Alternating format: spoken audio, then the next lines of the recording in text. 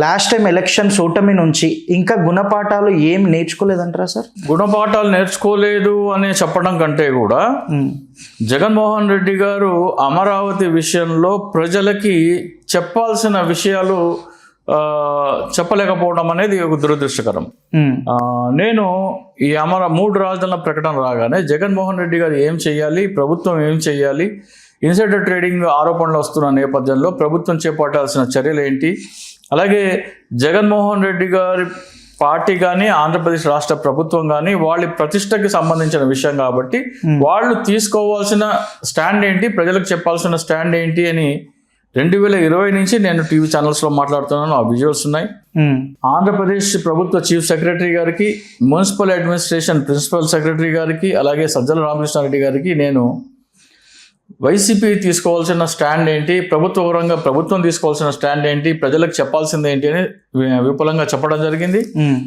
దానికి ఆ వ్యూహాన్ని ప్రతిపాదించినందుకు నేను ఒక భారీ ఫీజు కూడా ఆ ఈమెయిల్స్లో పెట్టడం జరిగింది. ఇది 2021లో చేశాను, 2022లో చేశాను, 2023లో వ్యక్తిగతంగా సజ్జల రామకృష్ణారెడ్డి గారిని కలిసి దోచేసుకుందాం రా అనే పేరుతో ఒక బ్రోచర్ రూపొందించి అది ఆయనకి ఇచ్చి ప్రజలకి ఇది చెప్పండి, మీరు ప్రజలకి ఇది చెప్పితే ప్రజలు కూటమి నాయకులని తరిమి కొడతారు అని చెప్పడం జరిగింది. అది 13 ఏప్రిల్ 2023 నేను సజ్జల రామకృష్ణారెడ్డి గారికి చెప్పడం జరిగింది. నేను 5 లక్షల కోట్ల అవినీతి అమరావతి అని సజ్జల రామకృష్ణారెడ్డి గారికి ముఖాముఖిగా ఇచ్చిన నివేదిక తర్వాత 6 నెలలకి ఈ 5 లక్షల కోట్ల మీద చంద్రబాబు నాయుడు మీద కేసు పెట్టకుండా స్కిల్ డెవలప్మెంట్ కేసు అని 371 కోట్ల స్కామ్ కేసు పెట్టారు. ఓకే, మీ దగ్గర 5 లక్షల కోట్ల అవినీతి ఆధారాలు ఉండగా దాని మీద కేసు పెట్టకుండా 371 కోట్ల మీద కేసు పెడితే ప్రజలేమి 371 కోట్ల అవినీతిని పెద్దగా ప్రజలేమి అవినీతి అనుకోవట్లా.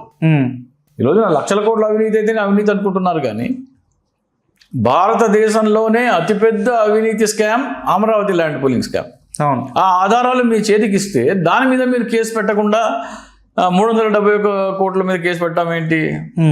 అలాగే మీరు అన్నారు ఇక జగన్మోహన్ రెడ్డి గారు గుణపాఠం నేర్చుకోలేదని. ఈ రోజు వరకైనా సరే ఈ సమాచారం జగన్మోహన్ రెడ్డి గారికి వెళ్ళిందా లేదా నాకైతే తెలియదు, కానీ జగన్మోహన్ రెడ్డి గారు ఇప్పుడు నేను చెప్పబోయే అంశాలు గనక ప్రజలకు వివరిస్తే కూటమి నాయకులు బతకలేరు. కూటమి నాయకులని ప్రజలు చెప్పుతో కొట్టినట్టు కొడతారు.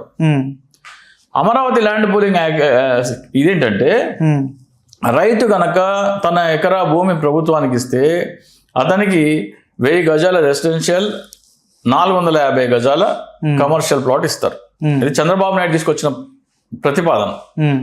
జగన్మోహన్ రెడ్డి గారు ఏమన్నారు, నాకు విజయవాడ గుంటూరు మధ్యలో రాజధాని కట్టడానికి నాకు ఎటువంటి అభ్యంతరం లేదు, అక్కడ గనక 30,000 ఎకరాల ప్రభుత్వ భూమి ఉంటే అక్కడ రాజధాని కట్టండి అని జగన్మోహన్ రెడ్డి గారు చెప్పారు. 30,000 ఎకరాల ప్రభుత్వ భూమి ఒకే చోట లేదు. అప్పుడు ఏం చేయాలి? రైతుల దగ్గర నుంచి భూమి కొని, రైతుల దగ్గర నుంచి భూమి ప్రభుత్వం కొంటే ఏమవుతుంది? అది ప్రభుత్వ భూమి అయిపోతుంది. దాంట్లో రాజధాని కట్టాలి. ఇది ప్రతిపక్ష నాయకుడిగా 67 ఎంపీలు ఉన్న జగన్మోహన్ రెడ్డి గారు చేసిన ప్రతిపాదన. దానిని కలరాసి ల్యాండ్ పూలింగ్ అనే చట్టం తీసుకొచ్చాడు చంద్రబాబు నాయుడు. ల్యాండ్ పూలింగ్ చట్టం ఏం చెప్తుందంటే, రైతు గనక తన ఒక ఎకరా భూమి గనక ప్రభుత్వానికి ల్యాండ్ పూలింగ్ ఇస్తే ఆయనకి 1000 గజాల రెసిడెన్షియల్ ప్లాట్, 450 గజాల కమర్షియల్ ప్లాట్ ఇస్తారు. కొన్ని చోట్ల 250 గజాలే ఉంది. సో మనం 450 వద్దు 200 గజాల 50 కమర్షియల్ ప్లాటే తీసుకుందాం. అంటే రైతుకి 1250 గజాలు ఇస్తుంది ఎకరానికి. ప్రోరాటా బేసిస్ ఎంత భూమి ఇస్తే ఆ రేషియోలో ఇస్తుంది. సో ఒక ఎకరంలో 4850 గజాలు ఉంటాయి. 4850 గజాల్లో 1250 రైతుకు పోతే అది 25% అవుతుంది. రోడ్లు, భవనాలు, పార్కులు, ఎమ్యూనిటీస్కి 50% అవుతుంది. ప్రభుత్వం దగ్గర 25% భూమి మిగులుతుంది. ఇది చంద్రబాబు నాయుడు తీసుకొచ్చిన ల్యాండ్ పూలింగ్ యాక్ట్. రైతులకి 25%, ప్రభుత్వానికి 25%, రోడ్లు, భవనాలు, పార్కులు, ఎమ్యూనిటీస్, పేదలకు ఇళ్ల పట్టాలు 50%. దీంట్లో అంగుళం కూడా అమ్మటానికి లేదు. దీంట్లో ప్రభుత్వం ఏమి అమ్ముకోవడానికి లేదు. ఇది రైతులకు ఇచ్చేయాలి, ఇది ప్రభుత్వానికి మిగులుతుంది.